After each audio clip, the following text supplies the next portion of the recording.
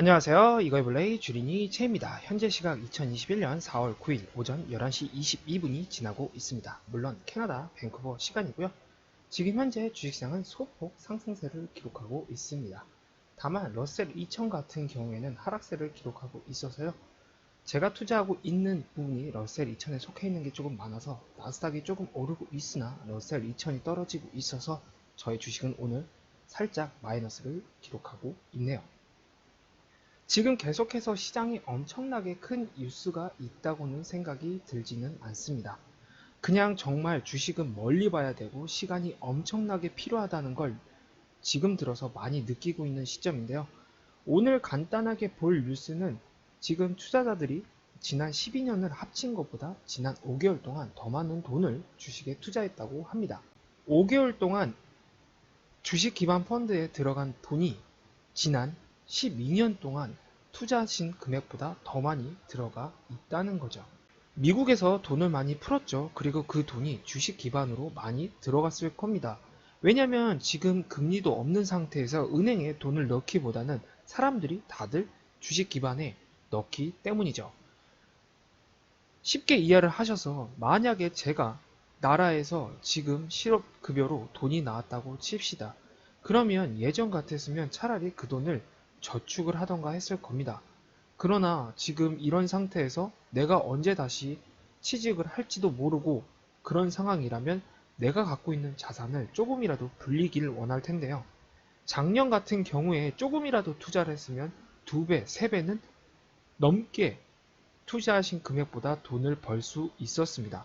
그만큼 거품이 낀 상태에서 주식이 말도 안 되게 올랐기 때문인데 그를 바탕으로 해서 지금 사람들이 계속 이렇게 투자가 이루어지고 있다고 생각이 듭니다. 2월하고 3월에 걸쳐서 지금 주식시장이 되게 많이 안 좋았습니다. 예전 같았으면 사람들이 무서워서 자신의 자산을 조금이라도 지키기 위해 주식에서 발을 떼고 기다리고 있었다면 저의 개인적인 생각으로는 작년에 사람들이 살짝 교훈을 얻었다고 생각이 듭니다. 아, 이렇게 떨어질 때 더 투자를 해야 나중에 더 벌 수 있다고 말이죠. 물론 작년에는 말도 안 되는 이유를 통해서 정말 많이 빠진 다음에 고속 성장을 했습니다. 그리고 이번에 그렇게 빠진 게 다시 코로나 때처럼 많이 올라주길 기대하면서 투자를 했다고 저는 생각이 드는데 개인적으로는 그렇지 않을 것 같네요. 일단 작년에 그만큼 말도 안 되게 올랐던 건 거품이 껴있는 상태였기 때문이라고 생각이 들기 때문에 지금은 일단은 이 상황을 계속 지켜봐야 되지 않나 싶네요. 이렇게 많은 돈이 유입이 됐는데 쉽게 생각을 하면 유입됐으면 주식시장이 엄청 올라야 되는데 꼭 그렇지도 않죠. 오를 회사만 오르고 많이 작년에 올랐던 성장 위주의 작은 회사들은 그렇게 지금 오르고 있지 못한 상태니까요. 전체적인 맵을 보시더라도 맵을 보시게 되면 되게 혼조세를 기록하고 있습니다. 제가 여러분께 계속해서 S&P 500 맵을 매일 보여드리는데 이 맵은 정말 기본적으로 오늘 주식시장이 어떤지에 대해서 보실 수 있어요. 만약에 여러분이 이런 기반을 바탕으로 투자를 하셨다면 오히려 상승장에서 상승세를 조금이라도 기록할 수 있습니다. 그러나 주식을 시작한 지 얼마 안 된 저 같은 경우에 당연히 조그만 돈을 투자해서 많이 벌기를 원하죠. 그러다 보니 이런 큰 회사에 투자를 하기보다는 정말 이 회사는 성장을 할 거야 라고 생각되는 회사에 투자를 합니다. 그리고 운 좋게도 그 투자한 것 대비 엄청나게 성장을 이뤘지만 지금 그 얻은 만큼 다 빠진 상태라서 투자하는 데 있어서도 이런 대기업 위주로 투자하는 것도 나쁘지 않다는 생각이 드는 시점이네요. 지금 현재 저의 주식은 마이너스 1.82%를 기록하고 있습니다. 전체 지수가 오르는데 저의 주식은 떨어지고 있습니다. 지수가 오르면 당연히 올라주면 좋겠지만 제가 투자한 게 예전부터 저의 영상을 보신 분은 알겠지만 정말 큰 대기업이 아니라 중소기업의 성장주 위주로 투자를 하다 보니까 이런 혼조세가 있을 때 오히려 더 상승을 못하고 있다고 생각이 드네요. 만약에 나스닥이 엄청난 상승세를 기록하고 있다면 덩달아서 이런 회사들이 더 많이 오릅니다. 그러나 이런 혼조세를 기록하고 있을 때는 오를 게 있다면 또 떨어지는 건 또 엄청 떨어지기 때문에 이런 나스닥이 조금 오르는 상황에서는 저의 주식은 계속 횡보를 하고 있다고 생각이 드네요.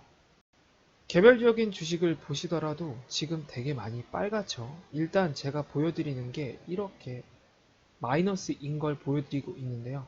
이렇게 보시면 제가 투자한 것 대비 어떤 회사들은 지금 마이너스 59%고요. 전체적으로 지금 마이너스가 많습니다. 일단 이렇게 플러스인 애들도 있긴 한데 지금은 살짝 반반으로 나눠져 있다고 생각이 드네요. 그나마 이렇게 전체적으로 플러스인 애들이 이렇게 마이너스인 거를 약간은 막아주고 있어서 그나마 지금 저의 전체적인 수익은 플러스로 되고 있는데요. 요즘 들어서 계속 생각이 드는 건 정말 시간이 많이 필요하다는 겁니다. 짧은 시간에 돈을 벌다 보니 정말 1년 안에 백만장자가 될 거라는 기대를 하게 됐습니다. 그러나 실제는 지금 그렇지가 않죠. 그런데 사람 욕심이 끝이 없다 보니까 그렇게 많이 올랐을 때 조금은 제가 투자한 돈을 뺐다면 지금 그래도 제가 현금으로는 얼마를 더 들고 있지 않을까라는 생각을 하게 되는 것 같네요. 처음이라서 많은 시행착오를 지금도 계속해서 겪고 있습니다. 이를 바탕으로 교훈을 얻고 조금씩 더 투자를 잘하는 저 주린이 제이가 되도록 노력을 해야 될 듯 싶습니다. 오늘도 그렇게 변한 건 없습니다. 마지막에 보여드리는 저의 64 프로젝트입니다. 지금 계속해서 별반 다를 건 없습니다. 지금 제가 계속 여러분께 별반 다를 게 없다고 말씀을 드리고 있는데요. 기본적으로 저는 투자가 TFSA 안에서만 투자가 이루어지고 있습니다. 그러다 보니까 투자할 수 있는 돈이 한도가 정해져 있어요. 제가 투자를 더 하고 싶은 현금을 보유하고 있어도 이 TFSA 안에다가 무조건 투자를 할 수가 없습니다. 그래서 이 투자하는 데 있어서 조금 더 신중해지는 것 같은데요. 그래도 무턱대고 제가 가지고 있는 모든 현금을 다 놓고 투자를 한다면 나중에 제가 투자하고 싶은 회사에 투자를 할 수가 없습니다. 할 수는 있겠죠. 하려면 제가 투자한 회사들을 처분을 하고 그 처분한 다음에 다시 투자가 이루어져야 되는 겁니다. 그런 식으로 생각을 하다 보니까 조금 더 신중하게 더 투자를 하려고 해서 지금 이렇게 정체가 계속 되어지고 있는데요. 그래도 일단 제가 와치리스트에 빼놓은 회사들은 매일 확인을 하고 있습니다. 일정 정도 투자하고 싶은 욕구가 생기면 그때 투자하려고 계속 지켜보고 있고요. 상황이 지난 다음에 이 빼놓은 회사들에 대해서도 전체적으로 투자가 이루어지고 그리고 그 외에 남은 금액이 조금씩 생긴다면 그거는 이제 다른 쪽으로 더 포트폴리오를 분산을 하려고 생각을 하고 있네요. 지금은 일단 기다리는 시간입니다. 제일 지루하다면 지루한 시간인데 그래도 멀리 본다면은 이런 몇 달 정도는 우습게 기다려야 되지 않나 싶네요. 여러분들도 투자한 데 있어서 너무 안 오른다고 그 회사를 팔기보다는 조금 더 기다리는 게 어떤가 싶네요. 간단하게 여러분한테 쉬운 예를 보여드리겠습니다. 제가 왜 그냥 계속해서 이렇게 얼음을 하고 기다리고 있는지에 대해서 만약에 여러분이 이 2015년도쯤에 투자를 하셨다고 쳤을 경우에 여러분이 다시 이 전고점에서 다시 복구를 하는데 거의 1년 반에서 많게는 2년이 걸릴 수도 있습니다. 지금 여러분이 이때 투자를 하셨다면 엄청나게 수익률이 좋겠죠. 하지만 이 당시에 2년 동안은 엄청 힘드셨을 겁니다. 그렇다고 몇 개월 동안 안 오른다고 주식을 팔기보다는 정말 그 회사를 믿는다면 기다리는 게 어떤가 싶네요. 다른 예로 마이크로소프트를 보여드릴게요. 보시면 알겠지만 2000년도 다들 닷컴 버블이라 들어보셨을 겁니다. 이렇게 닷컴 버블 때로 보시게 되면 이때 정고점을 찍는데 보이시나요? 분명히 이 사이에 어느 한순간은 이 정고점을 찍었을 수도 있습니다. 그러나 누군가가 여기서 정말 높았을 때 투자를 했다면 이분은 다시 본인의 투자하신 금액이 플러스로 바뀌는 게 그래프로만 봤을 때는 2016년입니다. 99년도에 투자했다가 2016년이에요. 내가 투자한 거 대비 7년 후에나 빚을 본 겁니다. 7년 걸렸어요.